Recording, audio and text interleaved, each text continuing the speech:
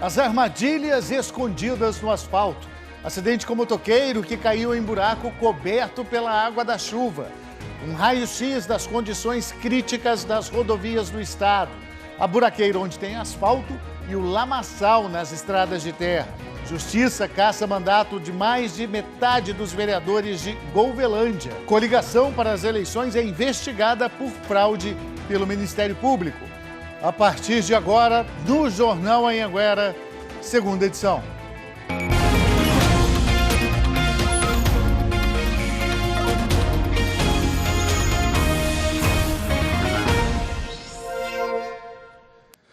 Muito boa noite para você, 7h16. Jornal Anhanguera, segunda edição, chegando ao vivo com as principais notícias da sua cidade e da sua região.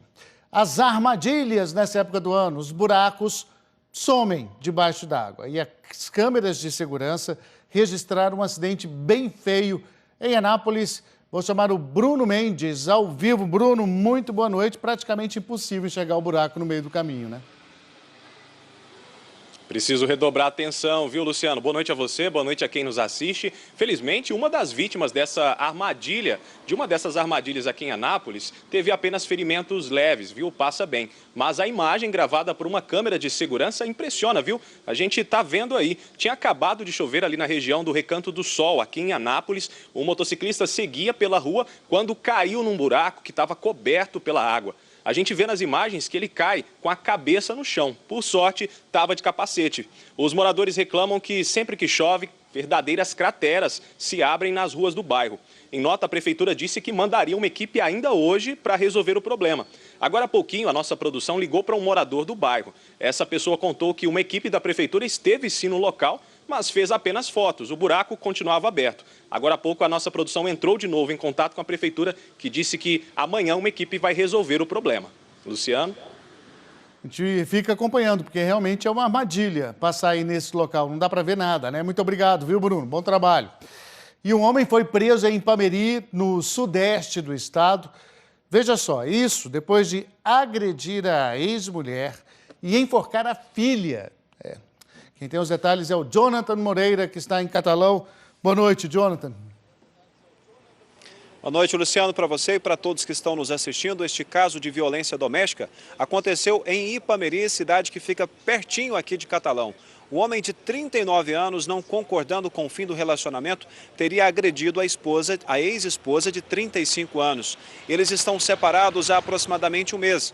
E detalhe, Luciano, nesse período já tem medida protetiva, que é uma medida judicial, uma ordem judicial, proibindo que esse homem se aproxime da ex-companheira. Mas ele não respeitou essa medida, foi até a casa dela, quebrou muitas coisas, agrediu ela e ameaçou ela de morte, dizendo que se ela arrumar outro companheiro, ele vai matá-la.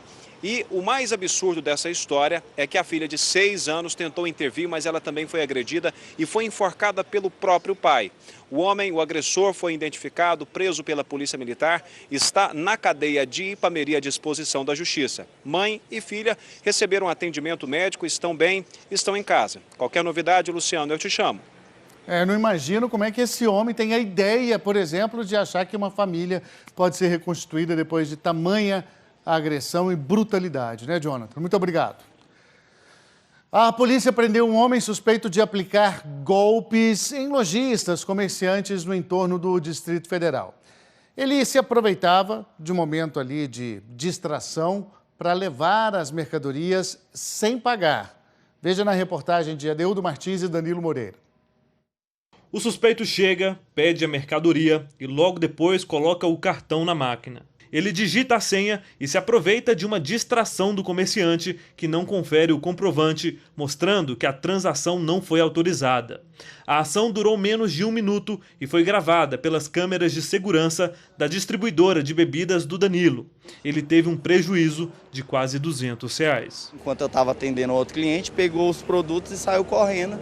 e mesmo gritando para ele que não tinha sido efetuado o pagamento. Depois de descobrir o golpe, ele tentou pegar o suspeito, que fugiu em um carro junto com o comparsa. A gente já conhecia, já sabia onde é que ele morava, né? E aí pela placa do carro também, aí a gente passou as informações para a polícia. A polícia chegou até o suspeito depois de encontrar o carro usado na fuga. Em conversa com a polícia militar, fomos informados que pelo menos 2 homens estavam aplicando o golpe da maquininha.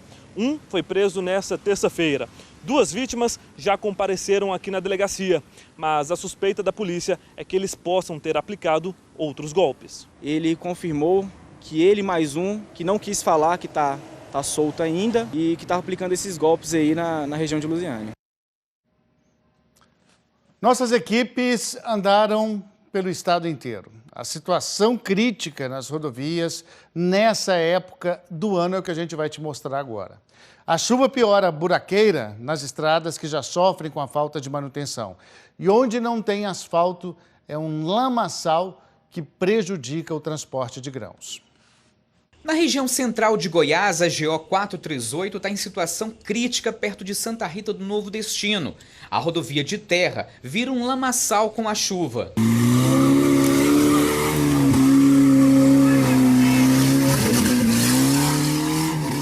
Esse caminhão precisa ser arrastado para passar em outro ponto. No sudoeste, a péssima situação de algumas rodovias prejudica o transporte da safra de verão. É o caso da GO 220, que liga Jataí a Perolândia. Seu Valdemiro, caminhoneiro há 5 anos, enfrenta dificuldades todo ano. O asfalto acabou. Praticamente agora é estrada de chão. A situação das rodovias também tem sido motivo de preocupação em Rio Verde. A GO 174, outra rodovia importante para o transporte de grãos no sudoeste, não é asfaltada e está cheia de buracos. Carros de passeio e carretas ficam atoladas pelo caminho. Eles mexeram nessa estrada aí e os pontos críticos dela deveriam ter colocado pelo menos um pó de brita e não colocaram, só rapou a estrada e a terra ficou solta. Essa ponte na zona rural que liga Rio Verde a Montevidéu foi interditada. O local é muito movimentado, principalmente na época da colheita da soja. Os produtores rurais arriscam na travessia. Para mim atravessar, fazer o percurso, para mim transitar pela outra estrada lá, dá 120 km. Para mim rodear, para mim chegar na minha sede aqui. E sendo que aqui o acesso de uma para outra é 2 km. A GO 326 entre Buriti de Goiás e Sancrelândia também é motivo de reclamação. Até quando nós vamos ficar aqui quebrando nossos carros? Na região oeste, quem viaja pela GO 060 de Iporá sentido Goiânia precisa pegar um desvio. O motivo é essa cratera que se abriu perto do povoado de Piloândia.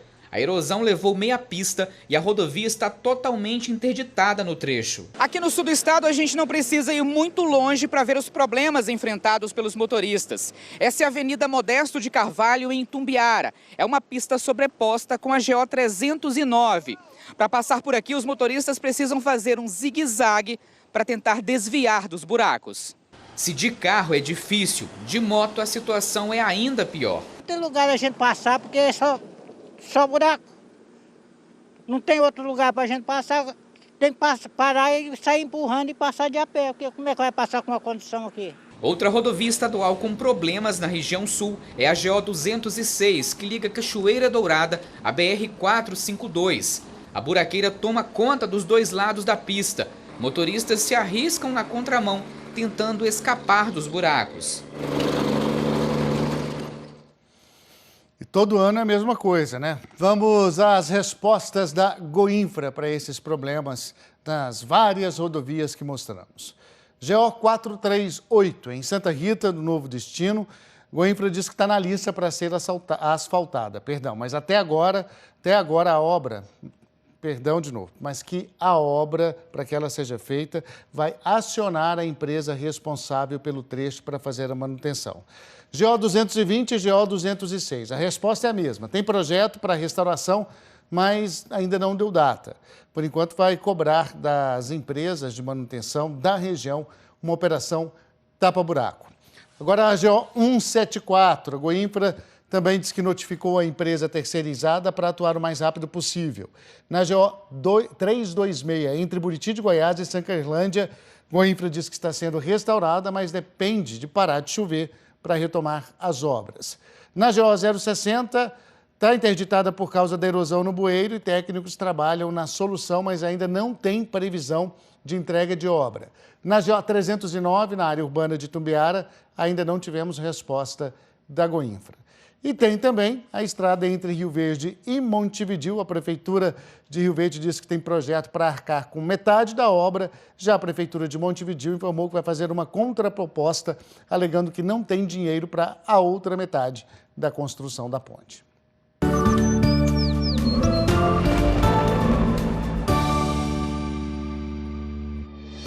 A quarta-feira chega ainda com a influência da combinação de umidade e calor. Por isso, pode chover em todas as regiões, mas com abertura de sol ao longo do dia.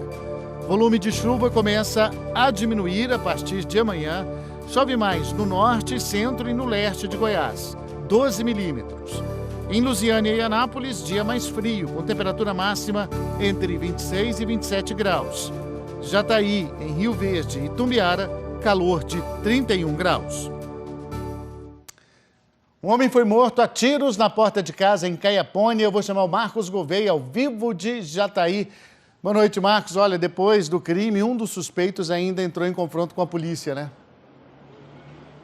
Boa noite, Luciano. Boa noite a todos. Esse suspeito que trocou tiros com a polícia, viu, Luciano? Ele foi encontrado num assentamento na GO 221, perto de Caiapônia. Na troca de tiros, ele foi baleado e não resistiu aos ferimentos.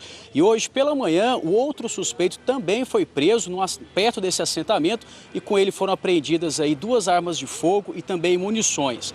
Os 2 homens são suspeitos da morte aí de Jefferson dos Santos, de 24 anos, que foi morto a tiros aí na calçada da casa dele em Caiapônia.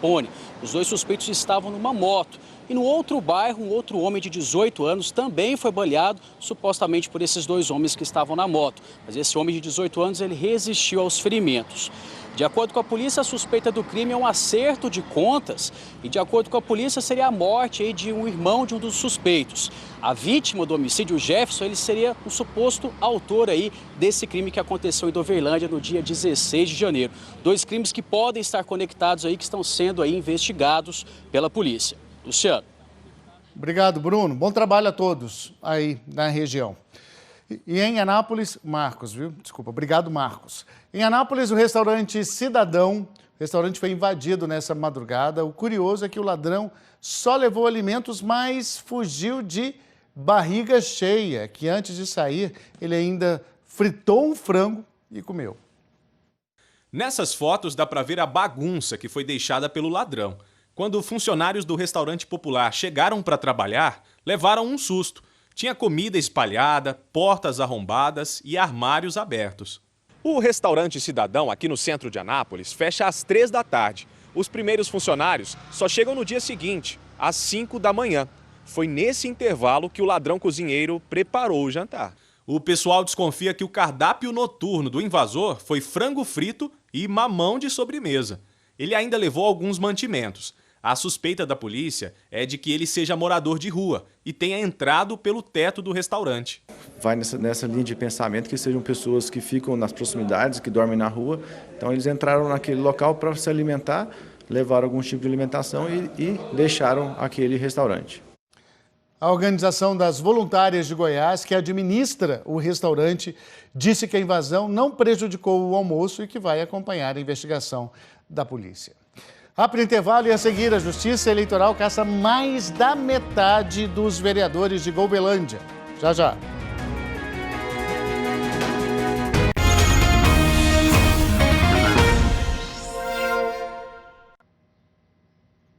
Sete horas, 30 minutos, já estamos de volta e agora com uma pergunta. Você já foi surpreendido com mudanças na conta de celular? Fica correndo atrás e depois fica sabendo que a operadora mudou o plano assim, sem que você tenha concordado. Fique de olho, porque agora uma decisão da Justiça de Goiás vai impedir que isso aconteça em todo o Brasil. A Giovana assustou quando recebeu a fatura do celular. Fui olhar em questão de ligação, né? Se tinha alguma coisa cobrando de ligações mesmo.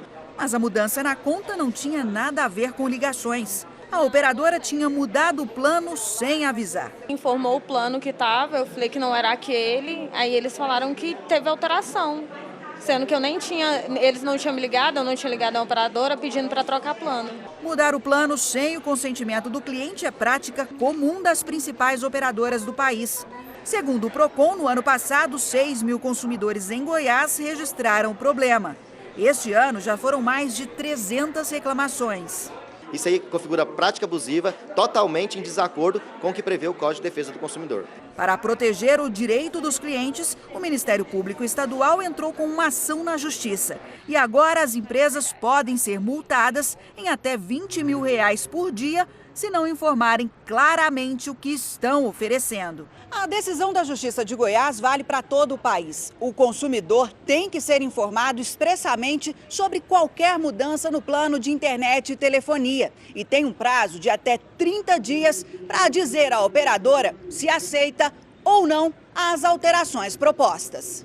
Segundo a promotora do consumidor, a operadora deve oferecer opções de planos de valor igual ao que tinha sido contratado. O consumidor terá o direito garantido de ter uma comunicação, uma informação individual no sentido de ser esclarecido o que vai ser alterado, o que pode ser alterado e também disponibilizado nesta mesma informação, nesta mesma comunicação feita pelas operadoras, de todos os outros planos que lhe será oferecido e ele terá o seu direito de escolha. O Sind Telebrasil, que representa as operadoras de telefonia, diz que as empresas ainda não foram notificadas e, por isso, não pode comentar essa decisão da Justiça. Informou também que as operadoras cumprem o que regulamenta a lei. Dos 9 vereadores de Golvelândia, a cerca de 300 quilômetros de Goiânia, só sobraram 4. Os outros 5 foram cassados pela Justiça Eleitoral. O Ministério Público Eleitoral apurou que a coligação dos vereadores teria cometido uma fraude. Foram cassados os vereadores Roneide Alves de Assis, que também é presidente da Câmara, José Aldo Moreira, Camilo Sarques Martins e Orozimbo Lemes do Prado, todos do MDB, além de João Batista Silveira dos Santos, do PDT. Segundo o Ministério Público, a coligação dos vereadores não cumpriu a cota de 30% de participação de mulheres na eleição de 2016. De acordo com a investigação, a chapa registrou 5 candidatas, mas 4 eram parentes dos vereadores eleitos e nenhuma recebeu voto. Elas não comprovaram gastos e são apontadas como laranjas. Os suplentes dos vereadores não podem assumir os cargos porque a decisão é contra a coligação. O cartório eleitoral de Quirinópolis vai fazer uma recontagem, então, dos votos de Golvelândia para definir ainda quem assume as cadeiras na Câmara. O presidente Roneide Alves de Assis disse que não houve fraude e que vai recorrer. José Aldo Moreira também disse que vai recorrer. O Camilo Sarques Martins e Orozimbo Lemes do Prado não quiseram comentar a decisão. Já João Batista Silveira dos Santos afirmou que ainda não foi notificado. Hora da nossa imagem do dia, que hoje vem de uma fazenda perto de Rio Verde. Olha o que apareceu ali bem pertinho da sede, na fazenda no distrito de Ouruana, na zona rural de Rio Verde. No vídeo dá para perceber que uma onça se aproxima da casa da família, caminha perto. E aí, logo depois ela foge quando nota a movimentação. Isso foi bem pertinho ali da lavoura de soja, para onde ela fugiu, viu? A gravação foi no fim de semana. Um bezerro da propriedade sumiu recentemente e o dono suspeita que essa onça possa ter atacado o bovino. O proprietário disse que essa foi a 3ª vez que o agricultor viu a movimentação aí da onça na fazenda. Outras notícias no Jornal Nacional. Boa noite para você. A gente encerra com imagens de Porangatu.